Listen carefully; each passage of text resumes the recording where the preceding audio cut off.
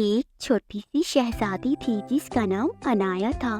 انایا ایک حسین باغ میں رہتی تھی جہاں پھولوں کی خوشبو اور رنگ برنگی تتلیوں کا رقص ہوتا رہتا تھا۔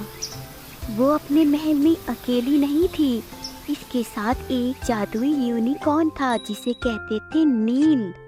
نیل کا رنگ سفید تھا جیسے برف، اس کے سر پر ایک سونے کا سنگ تھا جو چمکتا تھا جیسے تاروں بھری رات۔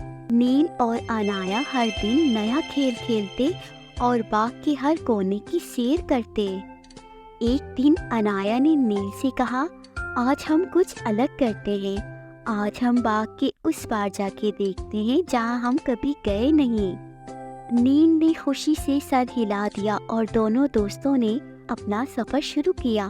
باغ کے اس پار ایک گہرا جنگل تھا۔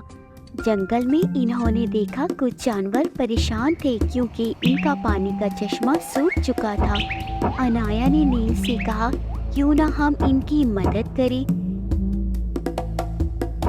نیل کے جادوئی سنگ سے چمکتی ہوئی سونے کی دھول نکلی اور جھیل کے پانی کو چھو لیا۔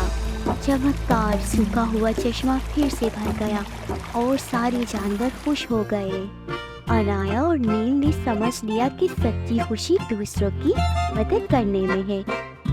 واپس آ کر انایا نے اپنے بابا، جو کہ سلطنت کے بادشاہ تھے، کہا، بابا، ہمیں دنیا میں پیار اور مدد بانٹنی چاہیے کیونکہ یہی ہمیں اصلی خوشی دیتی ہے۔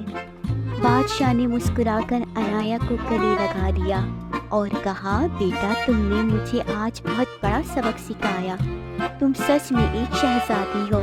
اور اس طرح انایا اور نیل نے سکھایا کہ مدد اور پیار سے ہی دنیا کو خوبصورت بناتے ہیں، اور وہ دونوں ہمیشہ خوش رہیں اور اپنی جادو سے سب کی مدد کرتے رہیں۔